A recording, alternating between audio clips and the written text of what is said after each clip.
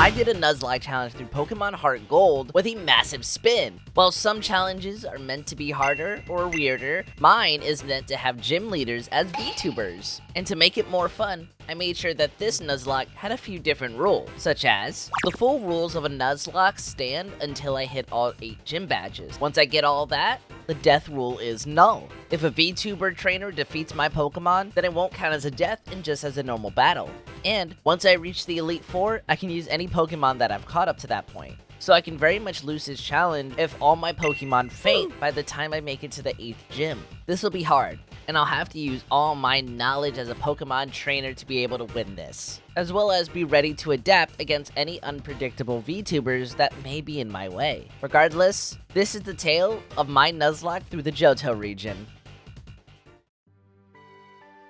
The first thing I did after waking up was rush over to Professor Elm, and I chose my starter Totodile, naming it after my legendary old son, the man. I then proceeded with the story and named my rival Sub. Afterwards, I easily defeat my rival so I could finally start the Nuzlocke part of the challenge. Between New Bark Town and Cherry Grove, I got a Hoothoot, naming it Burr, and Rattata, named the Rat. From Route 30 to Sprout Tower, I caught Metapod, Bellsprout, and Geodude. Before my fight with Falkner, I also got a Mareep, though come to find out, I didn't need an electric type as I swept through the gym leader and got my first badge with 0 faints.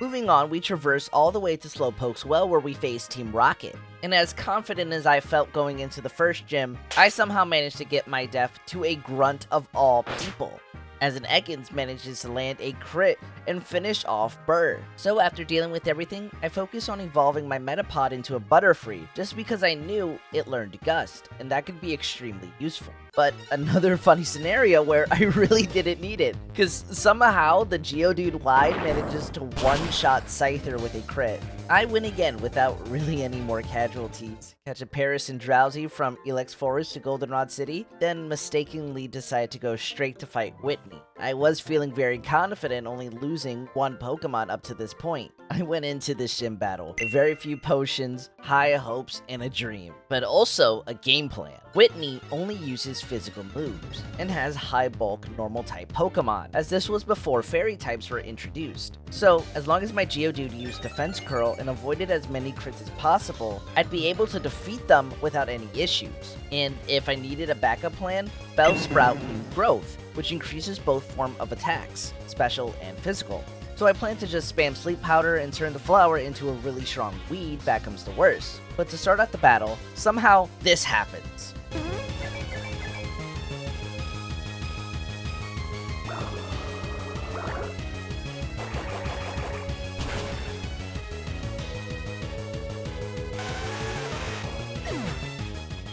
Yes, I was not really feeling it after that. But it's a good thing that I have Bellsprout, right? Well, come to find out, in Pokemon Heart Gold and Soul Silver series, Growth only increases special attack. It wouldn't be until Black and White that the move works the way we know it today.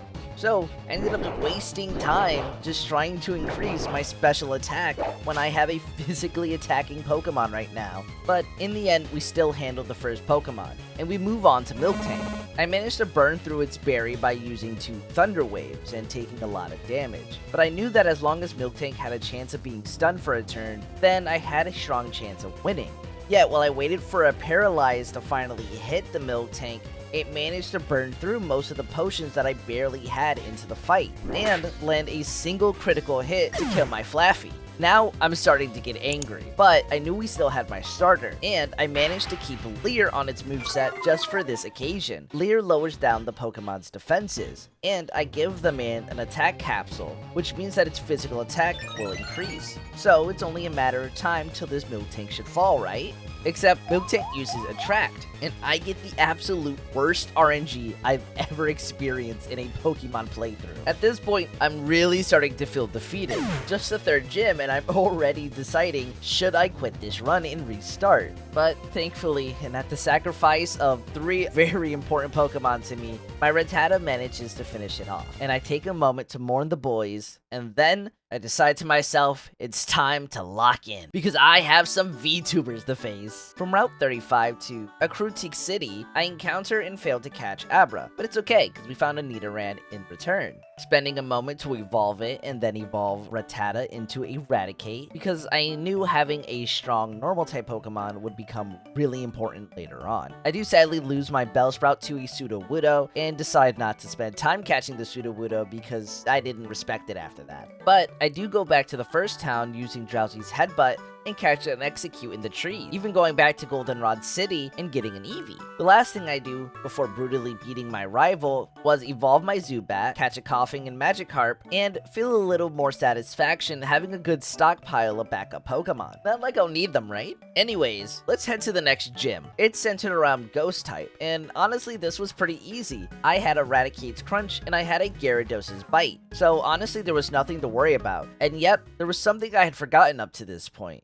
The Ghost-type gym leader had been swapped and was actually a VTuber in disguise. This is our first encounter with a VTuber, Nerdval, the Skull Lord VTuber. And I'd completely forgot about this. I was caught off guard. I'm lucky I started the fight with Gyarados because Howdor was the first Pokemon. We got lucky, the type matchup was in our favor, and we easily defeat the first Pokemon. But Howdoom comes in and quickly manages to not only outspeed my Pokemon, but one-shot with Thunderfang.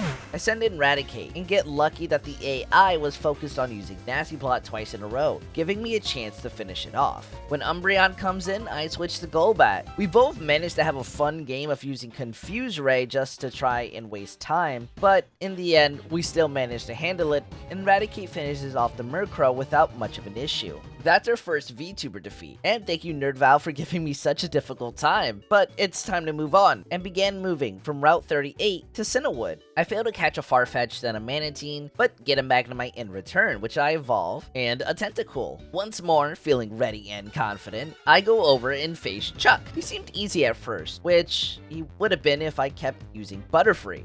But instead, I messed up, threw Magnemite in, and immediately lose the Pokemon. On the bright side, after using the Flying-type Pokemon against a Fighting-type gym leader, everything else was easy. I also then realized that the reason I came to this island was because I needed to see Jasmine at the top of the lighthouse to get her medicine, except she was all the way back in a different city. So we fly back, talk to her, get the medicine, and then meet her again for a gym battle. The Steel-type gym leader was a lot harder than honestly I could have remembered it being. During the battle, I end up having to sacrifice Togepi and Eevee against Magnemite, because not only is their Thunderbolt extremely strong, but I didn't have any Pokemon that were really good at facing them, so it became a sacrificial pawn.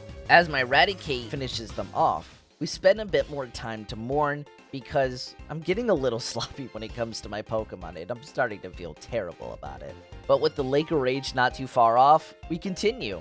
I get the shiny Gyarados, add a Goldeen, Machoke, and Venonat to the PC box, and meet an interesting trainer with an Ampharos. They ask for my help, and I absolutely agree because we're a Pokemon trainer and it's our duty to fight bad doers anywhere. But watching this trainer fly away using an Ampharos, that's not something I expected to see. Either way, we go face Team Rocket. Their layer's a breeze, and I get a Voltorb while beating each boss without a care in the world. Moving on, before I face Price, I went to the Ruins of Alph, got a Moonstone to evolve Nidorino into Nidoking, and evolved a couple more Pokemon before facing the Ice-type gym leader. The battle itself wasn't stressful, but I do lose my Electrode to Piloswine because I forgot it knew Mud Bomb. I'm starting to realize I really suck at keeping an Electric-type Pokemon on my team, but at least Team Rocket's weird antics will keep me distracted from my growing failures at keeping good Pokemon alive. I travel back to Goldenrod City and take on the Radio Tower, which was annoying. I face one of Team Rocket's leader and lose my Nidoking to a wheezing explosion out of everything. Cry for a minute,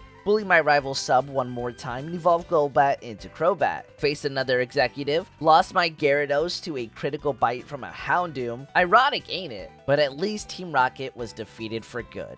Why the champion didn't come out of hiding and deal with this is beyond me, but we now can finally move on to go face the 8th gym leader. From Route 44 to Blackthorn City, I caught a Sparrow and Swinub. Making it to town, I spent a lot of time training. I'm tired of losing some of my Pokemon, especially from simple mistakes. So, knowing I'd have to face the Dragon-type gym leader, I made sure to have Mamoswine, as I felt having really bulky and strong Pokemon would be absolutely necessary. And it absolutely was, as facing Claire was the hardest battle up to this point. You see, her Kingdra is an extremely strong Pokemon, and as much as I wish that my Mamoswine was super effective against it, it struggled against the battle. I ended up having to sacrifice my Machoke and use a cheesy poison strategy just to be able to defeat the Kingdra. Afterwards, I was able to handle every other Pokemon relatively easily, even moving on to the Dragon Den and catching Gortatini for myself, as well as a Gliscor on Route 45, an incredibly lucky pick that I'll remember I was so lucky to get. I took a massive sigh of relief as well, because the Nuzlocke part of the challenge was over, so I was able to spend some time and gather every Pokemon from my PC, both in the dead box and the alive box, and decide what I wanted to use to face the Elite Four with. Let me introduce you to the team that I ended up deciding. We had for Alligator, named The Man, with Crunch, Screech, Waterfall, and Ice Fang. Mamoswine named Ice Age, with Icy Wind, Stone Edge, Ice Shard, and Earthquake. Dragonair named Zenny, with Aquatail, Agility, Thunder Wave, and Dragon Rush. Gliscor named Gar, with Sword Stance, Earthquake, U-Turn, and X-Scissor. Togekiss named Shine, with Ore Spear, Extreme Speed, Yawn, and Encore. And lastly, Raticate, named Rat, with Super Fang, Crunch, Quick Attack, and Hyper Fang.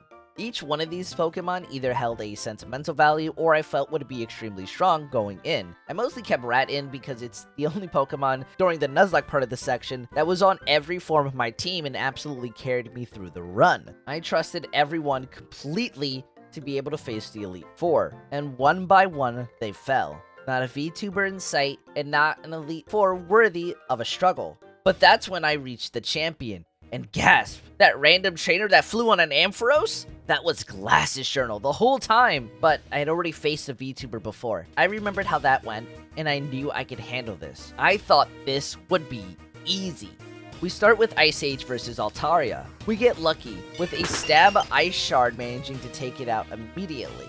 I see Milotic is next. I switch to Zenny, fully expecting Milotic to have the Marvel Skill ability, which raises its user defense by 50% when inflicted with a major status ailment. I figured paralysis would be better than a burn, so I used Thunder Wave to start, but I didn't expect Milotic to have Ice Beam, which absolutely crushes Zenny and ruins my plan to use Thunder Wave on any other Pokemon. A very big rookie mistake, but I send in Rat, who manages to miss 2 Super Fangs and then fall to a Surf.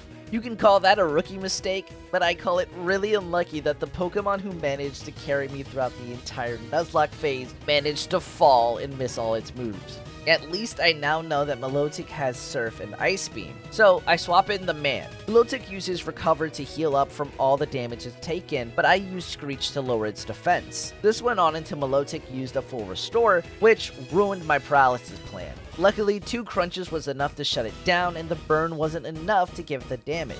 However, Glasses then uses Ampharos, which I swap in Gar, and it handles it savagely. Even when Metagross comes in, Gar manages to handle that as well. But Garchomp then moves in. I thought 2 Earthquakes would be enough to handle it, but I really overestimated how strong Gar was just because it one-shotted 2 Pokemon it was super effective against. Garchomp uses Sword Stance, and I swap back in Ice Age to try and handle this. But we both begin a long battle of full restores on Garchomp and Ice Shards to try and bring it back to red. In the end, Ice Age struggles but manages to finish it off.